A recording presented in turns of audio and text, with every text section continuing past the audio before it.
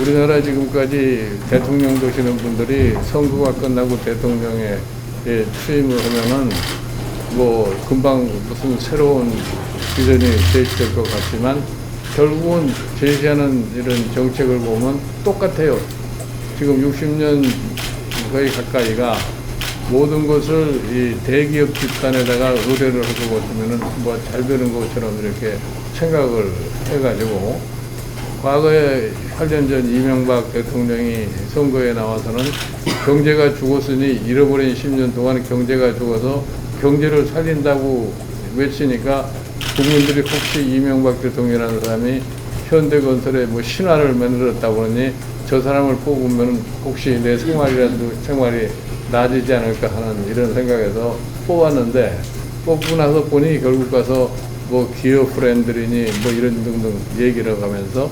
큰 산업 쪽에는 상당히 정부의 지원을 많이 해서 예를 들어서 법인세 같은 것도 엄청나게 감면을 갖다 해주고 해서 여러분들이 잘 아시는 것처럼 기업의 지금 유보소득이라는 것이 GDP의 34%가 유보소득이 되어 있어요. 그럼에도 불구하고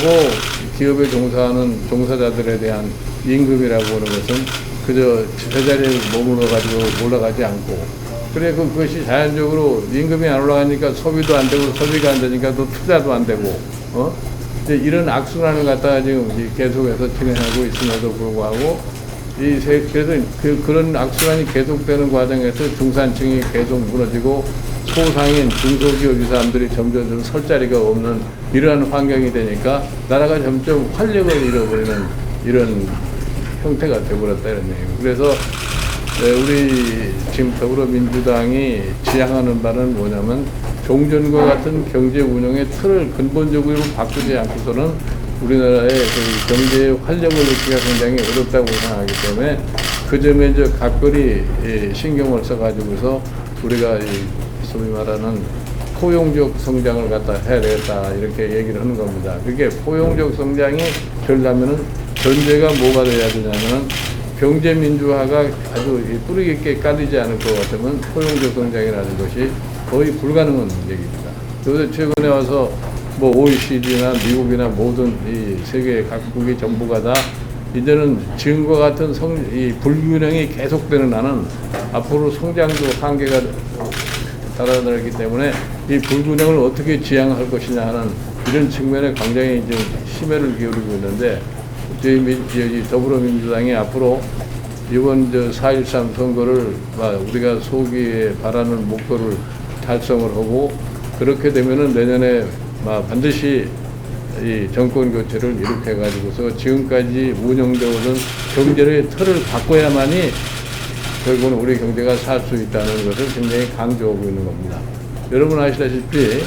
일본이라는 나라가 지금 잃어버린 20년이 넘었다고 그렇게 얘기를 하죠. 1993년서부터 일본 경제가 침체해서 10년 되니까 잃어버린 10년. 그리고 또 온결결에 벌써 20년이 돼서 잃어버린 20년이 훨씬 넘어버렸단 말이에요. 그런데 세월이 가고 그 다음에는 후회를 해봐야 소용이 없어요. 그러니까 우리가 후회를 하지 않기 위해서 하여튼 이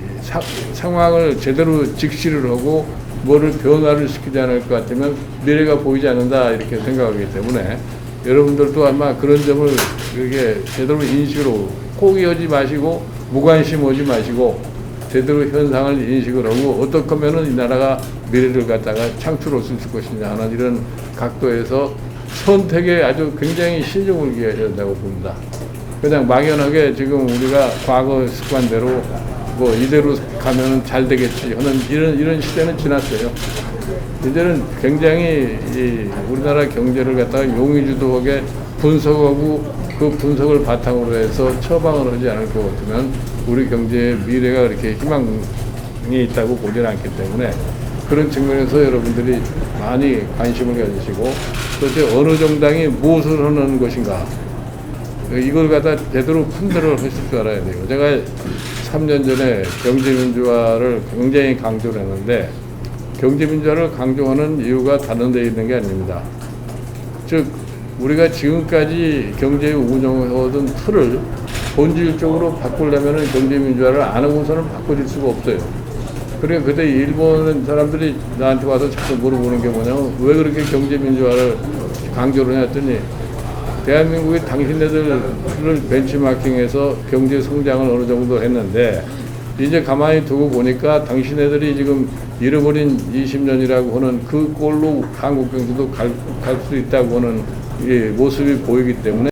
그거를 사전에 방지하기 위해서 내가 경제민주화를 갖다가 한다 이렇게 얘기를 하는데